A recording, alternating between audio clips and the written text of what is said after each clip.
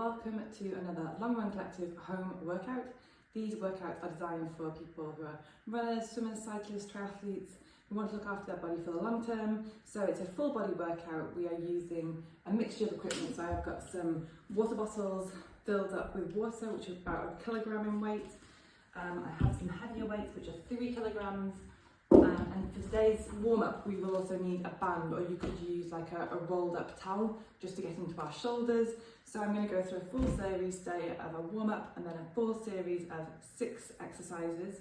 You do the exercise for 45 seconds and then 15 seconds rest, and then we go straight into the next one. So I have got a mat down on my floor here, so hopefully you can find some space in your home, in your garden, wherever you are, in your hotel room, or you could do this in the gym too. And we'll get started. As always, if you're liking these videos as you do them, please do hit us a like. That really helps support our channel.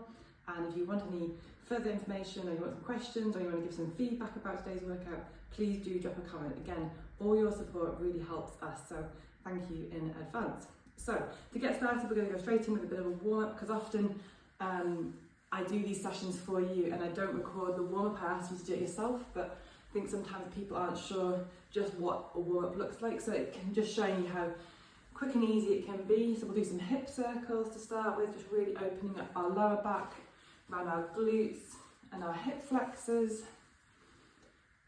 Nice big circles.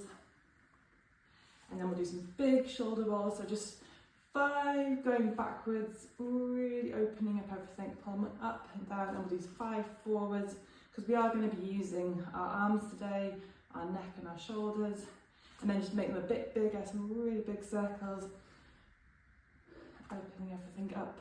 Really great if you've been sitting at your desk like this. We really want to open our chest up, so some nice arm circles are a great way. And then just place your hands loosely on your shoulders, and we'll just do some rotation, starting to wake up around our thoracic mobility, our spine health, our ribs. Nothing too complicated. Keep your knees nice and soft. Turn your head at the same time, so you're getting full rotation through your ribs, which feel quite nice.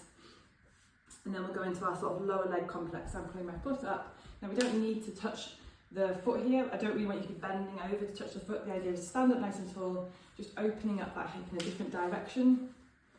Again, we often go forward with all our movements, so just making sure that we can open up our hip and our groin area before we walk out, sorry. Really good. And then what I'm going to do is I'm going to look over my shoulder and look at my foot. So from behind it looks like this. You're looking, see if you can see your foot. Bit of balance work. Touching my foot, see if you can see the bottom of your foot. And I'm doing about 5 of those in each direction, and then do some foot circles after my feet get a bit tight, which often means my calves need some strength work, and then which we are doing today. And then finally my favourite one, some hamstring scoops. So you skip the bottom back, and then you're getting a nice sort of stretch into your back of your glutes and your hamstrings, your lower back as well. I put the arms in for some extra movement. You don't have to, you could have your hands just here and do that. I just make it more dynamic by bringing those arms in and making a bit more of a chest opener. And then we'll just do a few more. So push your foot down, top of your foot down, just open up your front of your foot and your front of your shin. It's quite a nice way to warm that area up as well.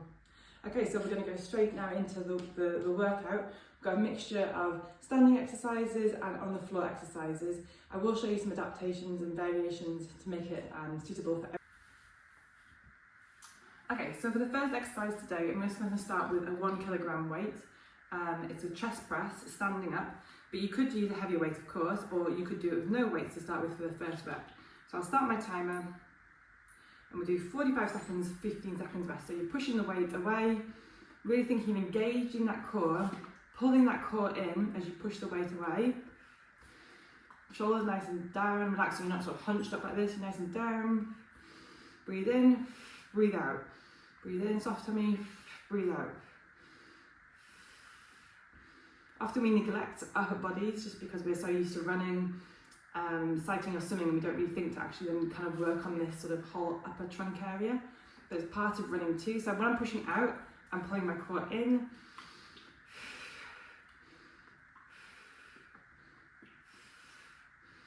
soft belly, pull that core in. So it's starting to wake that core up. And then from there, we're going straight into the next exercise. So if your knees are a little bit sensitive, like mine are today, I'm going to fold my mat right up. I'm going to start with a slightly heavier weight. This is a wood chop crunch. So again, some core work to get straight in. And we're going to go down the side and then up, chop up. So you want to keep your hips facing forward and then rotate the weight around. So use your eyes to go with the weight. Again, you're thinking of tucking that tailbone under, so your bum's not back, you're tucked under and going round with the weight. So breathe in, breathe out to rotate. Breathe out to rotate. You should feel that all the way nicely around your core.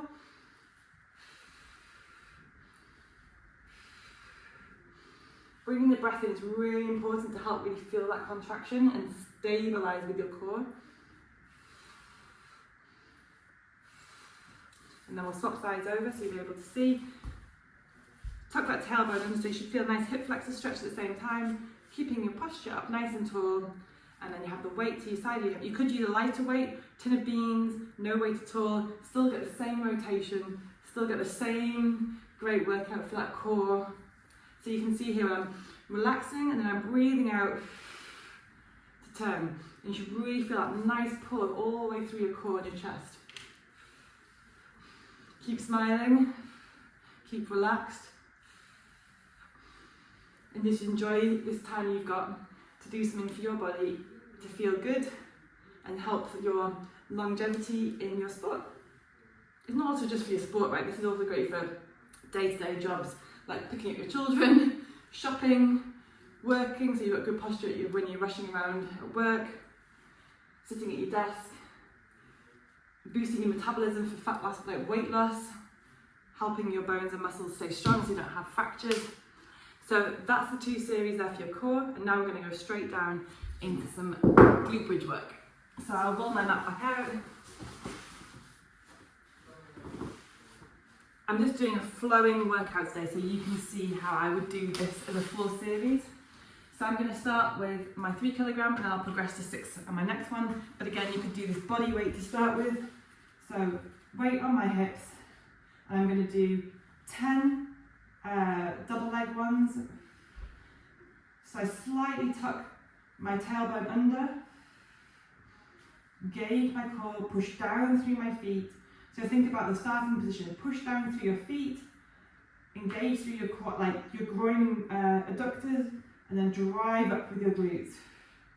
So I'm doing 10 double leg ones, just making sure everything's feeling good, I've got the form going, and then once I've done 10, and I'm pulsing these, I'm not holding them at the top, I will take 1 leg away and aim for, I'll start with 5 single leg ones, because obviously keep your shoulders relaxed. 5 single leg ones are more challenging, and for this first round I just want to see how I am feeling. Again, we are doing this so we can feel strong around our running, and running obviously fatigues our legs, so often when I start my strength and conditioning I feel a little bit unstable, a little bit weaker because of the day before's training. So I had a run session yesterday, so today I'm a little bit fatigued, and that's okay. Just be sensible and listen to your body. That's why I've done 10 double and 5 single ones for this first round. So, done that. We're going to stand straight up, keeping this nice and moving today. And we're going to do some side steps to open up our groin and our hip area. So again, for this first round, just because I want to make sure that I'm not going to pull anything or hurt anything, I'm going to do it body weight. I'm simply stepping across and pushing out. So this opens up this whole area. Also great for strengthening up the side of your shins here, your perineals and your feet. Bit of balance work, you can make it a bit faster, make it more like a plyometric one. Just getting down and opening up this whole area. Again, sideways movements, we often just go forward and back, don't go backwards, forwards in our lives. So bringing in some side movement, opening up our bodies in a different direction is really, really helpful. So once we've done 45 seconds on one side, we would then swap and go on to 45 seconds on the other side. And you might notice that one side feels a bit tighter, so just be mindful. If it feels a bit tighter, like this side feels a bit tighter, take some smaller steps, slow it down. Just be mindful, your bodies are going to be grateful that you've done the work, but they're going to be also thankful that you respect them and don't try and be some sort of hero and rush through this. Just your body is where your body's at today. And always listen to it. Every time I turn up to do a workout, it's different. And especially for the first round, I often just take things a little bit more carefully, just get the movement going, and then once I'm warmed up and my brain's gone, we're doing a workout, it normally starts to feel a bit stronger and a bit more fired up and ready to go. So that's 45 seconds of opening up our hips with some side steps. Right, so we're going into an exercise we've done before.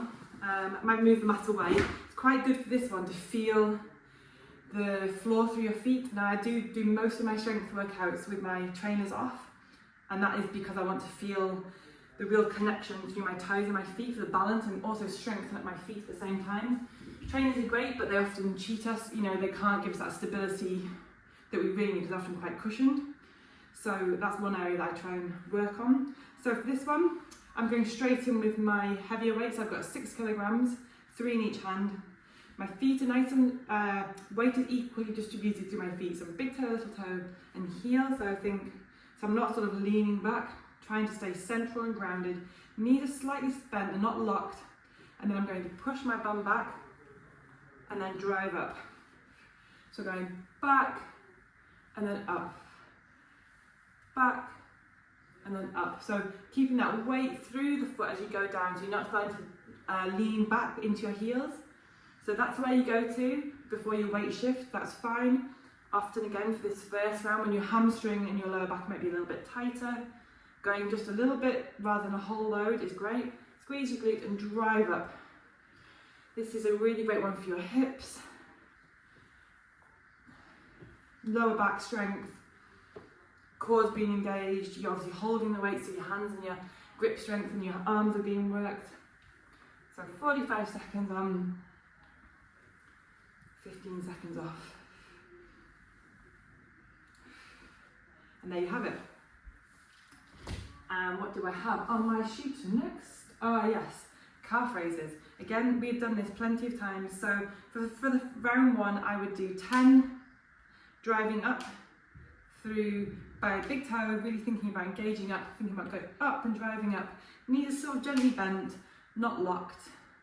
So for round one, I will do 10 double leg ones, and then I will do 10 single leg ones. And again, this isn't like a challenge with your balance. I'd rather get the exercise. So if you need to like hold on to something, you can. You might find that you can't go up too high. That's fine. Listen to your body. I'm trying to really drive up through my big toe and making sure that I am using it, because we use that big toe joint when we drive off on our run form. So just take your time. I haven't done these for a while. I've had 2 weeks off and I can tell that I've neglected my calf raises. The great thing about calf raises is if you do them consistently, you can actually progress them quite quickly in the sense of the number of reps that you'll be able to do, and then adding in weight, and you will really feel the difference with your running and your walking. Calves are such an important muscle group to work because we load through our foot on every strike we make with our running. And I think everyone focuses so much on glutes, but doesn't think about how important our feet are. And tight ankles, calves and feet are often a problem with sore knees, because if you haven't got the strength to take that absorption of the load through your running, through your feet, then your knees are going to sort of take it. So having strong, mobile feet is something that we all need to really be mindful of. So that's it, that's 30 calf raises there, 10 double and 5 on my single leg. So that, my friends, is your full body circuit. We have done 1, 2, 3, 4, 5, 6 exercises, like I promised.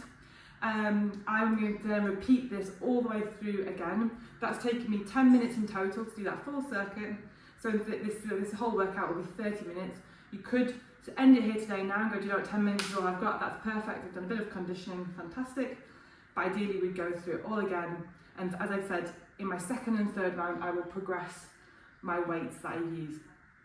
So I hope you found this workout helpful. Please do drop me a comment. give us a like, and I look forward to seeing you again for our next workout.